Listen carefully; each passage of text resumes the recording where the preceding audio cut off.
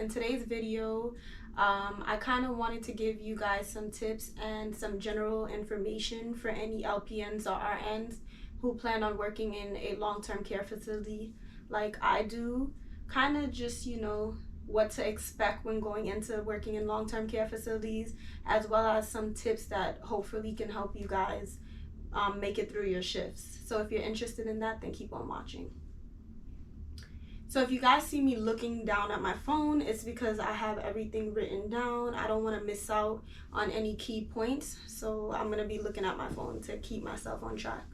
So the first thing when applying to these places is to negotiate your rates. So even though the vid is not, in abundance right now, there is still short staffing and you're very much needed. So anywhere you go, don't let them lowball you. Yes, lowball, that's the term. Don't let them do that to you. Know your worth, even if you're a new grad, okay? Because they need nurses.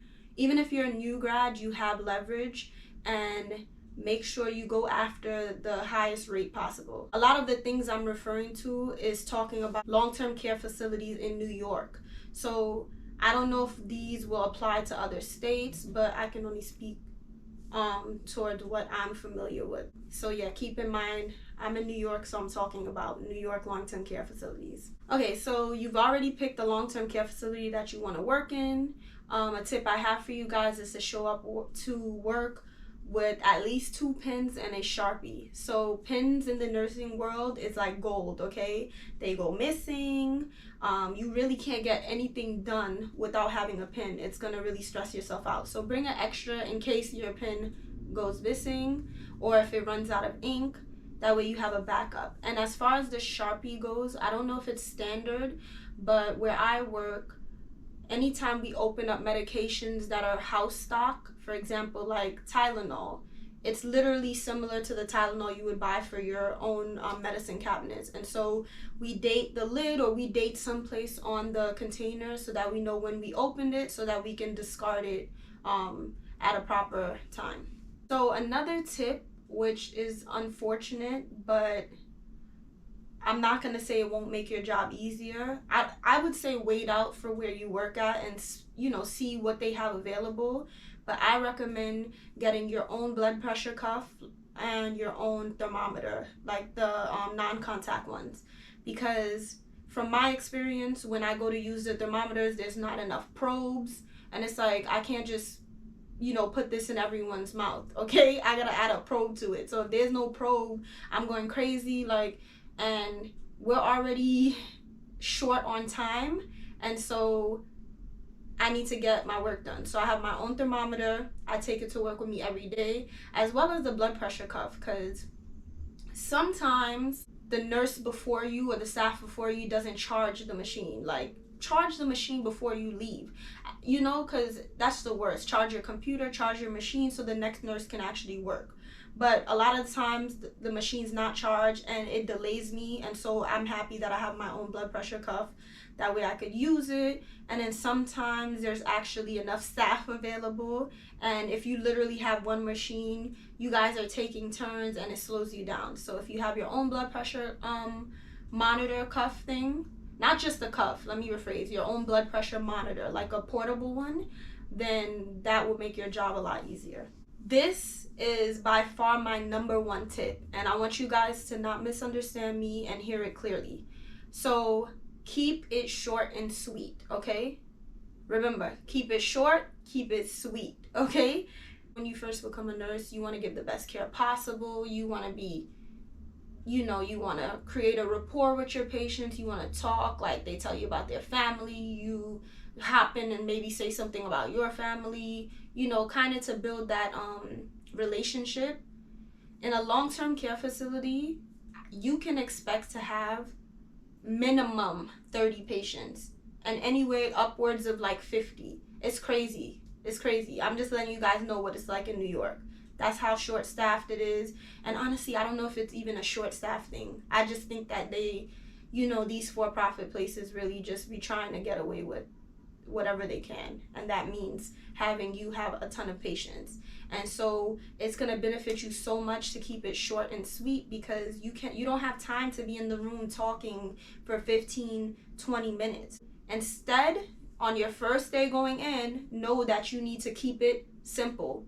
In and out, do your job, be very respectful, okay? Don't be nasty, be respectful, and get out and move on to the next, because you're only going to mess yourself up more when you keep talking and talking. It's going to slow you down, then you have to play catch up, and then you're going to wear yourself down. And at the end of the day, your body is more important than anybody. It might sound selfish, but you have to take care of yourself, or else you're not going to be able to take care of anyone else. So if you go in keeping it short and sweet, you'll be able to move and get the work done in a timely manner. With getting the work done in a timely manner, my other tip is to take your lunch breaks, okay? Take your meal breaks. Do not work on your meal break, okay? A lot of these places don't even pay you for your meal break. So why are you gonna work when you're not getting paid? You have to sit down, you have to rest your feet. You're going to be on your feet the whole shift. So you need a moment that you need to sit down, relax, and recuperate. So take those meal breaks. If you're new to nursing, when you go in, I personally recommend making sure you take your meal breaks and just staying later if you need more time to get the work done. So if you're at a long-term care facility, they usually have 8-hour shifts. If you're new and you feel like maybe you might be overwhelmed or you might not catch on things quick enough, that 8 hours you can't get everything done, don't sacrifice your lunch. Stay 9 hours or 10 hours. Guess what? Every minute after your initial shift is overtime. While you're getting acclimated, I'd rather you collect overtime than give up your meal breaks. Because when I give you guys my life update, you guys will know why I don't recommend skipping lunches. As I was saying about you're going to be on your feet your entire shift, another tip, and you guys are going to want to listen to this. Get compression socks, okay? They are lifesavers. I remember when I started working, my whole legs were sore after a month in, and I just didn't know like what. And then I spoke to another nurse, and she was like, girl, you need to be getting you these compression socks. I went, ordered them on Amazon. They came next day. The first day that I wore them to work, I already felt instant relief. So to prevent your legs from becoming sore, you heard it in this video, get compression socks. When you buy your scrubs for work and you go get your pens and your Sharpies and any other equipment that you need to start your new job, also include compression socks. This takes me to my other tip. Now this one is really, really, really like a dime, and it's such a secret. Like, I don't know why they keep it a secret. And like I said, this is relevant to New York. I don't know if other states have it, but they love to overwhelm you with patients. I'm telling you this. They give you a load of patients that is not safe for you or the patient, really. And so I've heard stories about, them being short, like nurses, there being a shortage of nurses in these long-term care facilities, and some nurses being asked to take care of 2 floors. No way, no way. Now, as nurses, we can't deny an assignment, but there is a form in New York, listen closely, called Protest of Assignment Form.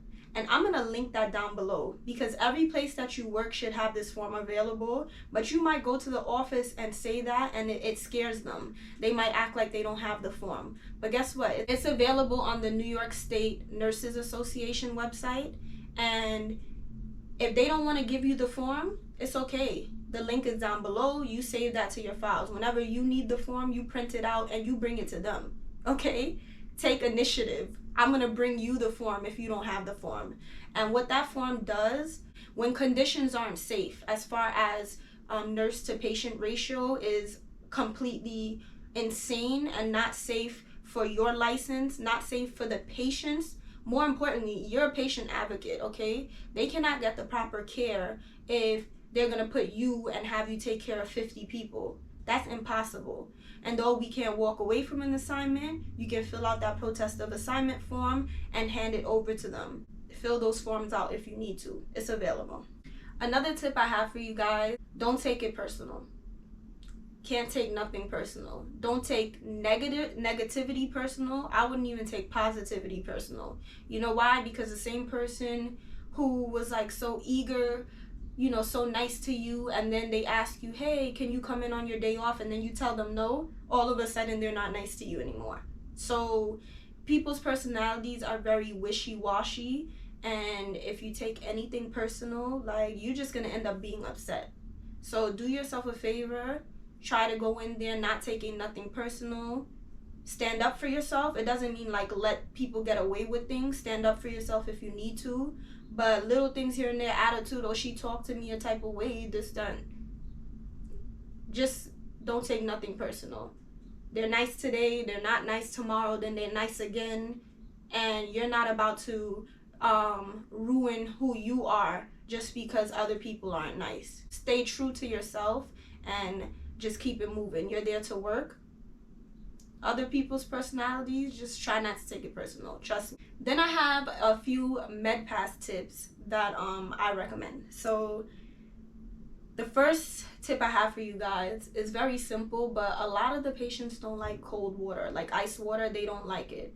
There's some that do, but the majority of them don't even really like the ice water. So when you fill up your pitcher to do MedPass, I recommend you could like add ice to the water, but then let it thaw out. So like fill up the pitcher like maybe a half an hour before you plan on starting, just so the water is cold but it's not icy cold. You know what I'm saying? So the doctors like to give orders for medication to be given at 2 o'clock, 3 o'clock, 4 o'clock, 5 o'clock. Listen, you cannot go back to the patient 10 times or go back every hour to give medication. You will never get your work done. It's just they don't set it up for you to get it done. I'm telling you guys, there's a lot of work to do in such little time that you need to try and find different ways to maximize on time. So my tip for you guys is to group the medications together. So if you guys see my last video, you saw the system that I use, and you see that you're allowed to give the medication an hour before and up to an hour after. So if medications run into each other, group them together, use your best judgment, and prescribe, give those medications safely. But try your best to group together what you can safely do, and you're not breaking any rules. I'm not telling you to give no medication that you're supposed to give at 9 o'clock at 5, or grouping 2 blood pressure medications together. Please, you're asking for trouble. So like I said, with grouping the medications together, use your best judgment. So the blister packs, when you look at the blister packs, you'll see, I don't know if all blister packs look the same. This is my first job. So the blister packs are white, and then the last column is blue. And I think it even tells you on the blister pack, once you hit that last column, order medication. So in case you guys don't know, or maybe it doesn't say on the blister pack, when you hit that last column, which I think is either sometimes the last 10 pills or the last 8 pills, order the medication. So by the time it runs out, you already have a new blister pack available to use for that patient. And then before you order the medication, here's another tip. If your place has a backflow of medication, check there first, because sometimes the pharmacy sends medications like 3 blister packs at a time. So before you're thinking that you actually ran out of medicine, look. Like for me, my bottom drawer in my medication cart is just for like overstock of medication. So I'll go down there first, see if what I'm missing is there, and then if it's not, I'm gonna go and order it, so that you always have the medication for the patient. Some people will recommend, if you don't have the medication, borrow it from someone else. I say only in dire circumstances do you borrow it from another patient and then remember to re-borrow it back. Why I say that is because these pharmacies literally send you the right amount. And so if I keep borrowing a medicine from one patient, when that patient runs out and I try to get new medication for that patient, then the pharmacy will say, hey, well, we sent you a 14-day supply and it's only 9 days in, so we cannot ship out until the 14 days is up. And now you're stuck not having medicine for the person who would have originally had it available, but you kept borrowing from them. So take it easy with the borrowing medications. Just if you keep track of ordering medications, once it hits the last column, then you won't have to borrow medication. And say it's a new admission, if the medication is not available, feel free to put a progress note that it's not available. Like, my place doesn't have a pharmacy inside of the facility. It's an outsource. So it usually takes up to 24 hours to get medication when a new person comes in. And so they know that. So if someone came in today, like, how am I supposed to give the medicine? It's probably not going to be here till tomorrow. Now, if it's something, you know, crazy important, do what you got to do. But I'm sorry, like, it's not available. So write in your notes, it's not available. And just wait till that person actually gets their medication in. So there are ways where you can get like a single use. Like, I know my place has like a machine that we can get like single use if we need like an emergency narcotic or blah blah blah. You know, we can do that. But for the most part, we're not able to get single doses for every single medication. Another thing why you should have your Sharpie, like I was telling you about dating your containers, like your house stock containers, even your treatments, like you want to initial them, you know, date them. If you're setting up IV, you need that marker to date that the IV tubing, like the date and time, so they know that every 24 hours that needs to be replaced. Or if you completed a treatment, colostomy care or wound care, you want to, you know, label it with the date, your shift, and initial it so that no one can say that you didn't do the treatment. You did it, and here's my proof. There's my initials on it, there's the time it was done, and there's the date. And you do that all the time. And trust me, get in the habit of doing that, because a lot of nurses don't do it, and sometimes they don't even do what they're supposed to do. But they will never say that you're not doing what you're supposed to do. Because all they got to do is go to the patient and they'll see your name, initial, they'll see all of that on there. So I recommend, it might be standard, honestly. I'm not sure if it is or not, but date, initial your work, okay? Date and initial your work. Another tip, which you guys probably should already know because it's the name of the game when you get into nursing, document everything. Everything. You see a little scratch? Document it. Let your supervisors know. New admissions, document it. Readmissions, document it. Okay? Antibiotics, anybody who's on antibiotics, they get documented on. You'll be able to learn to determine what has to be documented, what is not that, you know, important, but document everything. Okay? If you guys saw my last video, you know what happened. So if your cart is not in your sight, lock it, okay?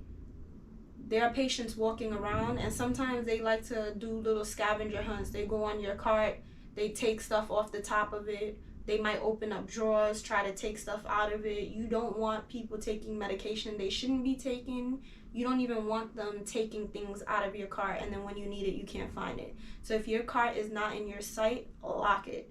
Like I said, one of my patients likes to steal the applesauce off of my cart, and that was my bad because I left it up there and then walked away. My cart was locked, but the applesauce was on top, and I should have put it in the drawer, then locked it.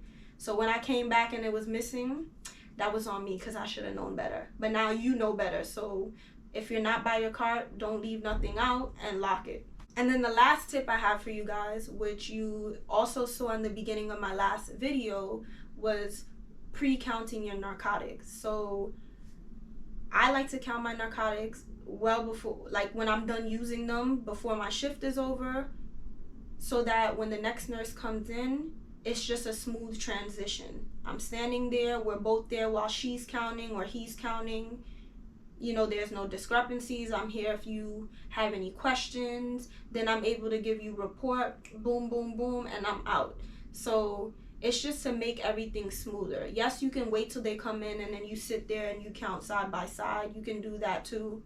I just find that the transition is much smoother when we're both not handing off the book. I already signed it and I'm just sitting right next to you while you count it.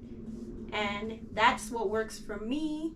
And I recommend it. So I really hope that you guys enjoyed this video, and I'll see you guys in my next video.